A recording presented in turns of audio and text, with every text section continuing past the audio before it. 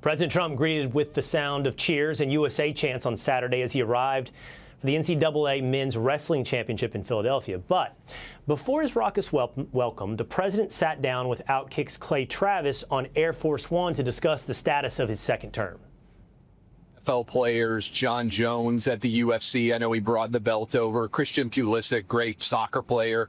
They all do the dance that you made famous. Football players everywhere. College, it's everywhere. What does that reflect about the culture changing in the time that you've been president? Does it feel different to you?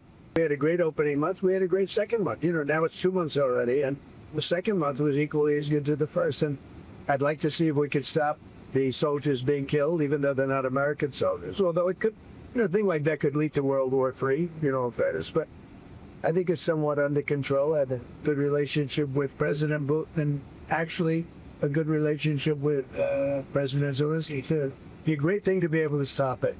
And I will say this, nobody else would have been able to. And OutKick founder and co-host of the Clay Travis and Buck Sexton Show joins me now. Pretty cool experience there, Clay. Rode on Air Force One to the NCAA Wrestling Championships with the President of the United States. Yeah, Will, thanks for having me, and obviously thanks to Caroline Levitt for putting the new media seat in place, which I do think is going to be helpful in the president being able to get his message out there. But I think it's clear that we have seen a major culture shift, and you heard the president and I talking about it there. I mean, Will, think about it. Super Bowl. They booed Santa Claus, Eagle fans did. They cheered Donald Trump in New Orleans.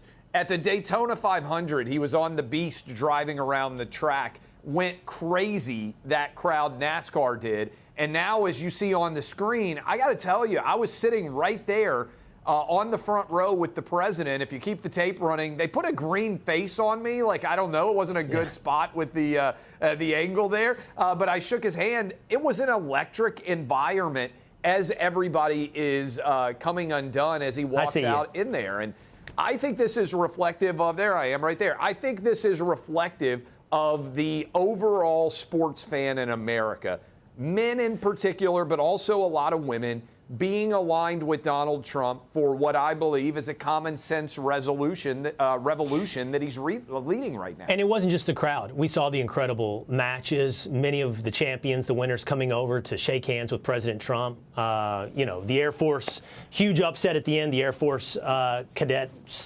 veteran, I believe, signaling the president and coming over and shaking his hand as well. I mean, there was just a lot of interaction between the participants, the crowd, and Donald Trump. Yeah, Wyatt Hendrickson's win was phenomenal, but what I stood out, and I didn't see it get covered a tremendous amount, but you can see it there, the interaction that Trump had. Every single champion wrestler that I saw, Will, came over and shook the president's hand after they received their medals, their commendations, wanted a picture taken with him. Some of them even had him autograph their NCAA championships. The data coming out, 18-year-old men are more likely than 75-year-old men to be voting for Donald Trump in the 2024 election. I think that's why you're seeing a panic from the Democrat side of the equation, because the culture shift is real, and Trump has a real connection with younger male voters, but also a lot of younger female voters who are just tired of being told America's a bad place. They agree with him. It's an amazing place. Let's make it better. I want to go back to the plane ride for a minute, Clay. You did get to have a sit-down interview with Donald Trump while you guys were together on Air Force One. And, and I'm glad you asked him this, but you asked him about JFK.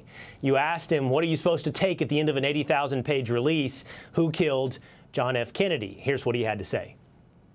Do you think Oswald killed JFK personally? I do, and I've always held that. Yeah. Of course, was he helped? I think the papers have turned out to be somewhat unspectacular. Yeah, I think that's true. All right, and maybe that's a good thing. You know what I noticed about that answer, Clay? And you can really see it in the transcription. He says, I've always thought it was Lee Harvey Oswald, but he was, and then he stops himself and goes, was he helped? And turns it into a question, you know? I mean, he's definitely headed down the path of telling you Lee Harvey Oswald was helped. The question then being by who? Yeah, look, and the reality is, Will, we are so lucky as an American country today that 1/4 inch that bullet passed and clipped President Trump's ear. because otherwise 100 years from now, people would still be saying, yeah, I don't think that one random guy in Butler, Pennsylvania acted alone. We don't like the idea that any one person, relatively inconsequential like Lee Harvey Oswald or that crazy man in Pennsylvania, I don't even remember his name anymore, thankfully, but he would have become infamous if he had not missed that shot. And President Trump said in response to that he now trusts the FBI. I think the fact that he's got Kash Patel in charge is super important. But he's built different, Will. The day after he got clipped in the ear, I was talking to some of his friends at Bedminster on Saturday. He was out chipping golf balls. I asked him about in the interview. He said, well, what else are you going to do? The fact that he's doing these public events, we walked into that arena, that he doesn't have any PTSD after someone twice tried to kill him, I think is just a testament to why he connects so well with young men. And you see it once again at the NCAA Wrestling Championships, as you've seen it in event after event. You can hear that whole interview, by the way. It's at the Clay Travis and Buck Sexton Show. Clay, thanks for jumping on with us today and telling us about your experience there with the president. It was awesome. Thanks to everybody who I got to meet with, and it was an incredible experience. All right, take care, Clay. Hey, Sean Hannity here. Hey, click here to subscribe to Fox News YouTube page and catch our hottest interviews and most compelling analysis. You will not get it anywhere else.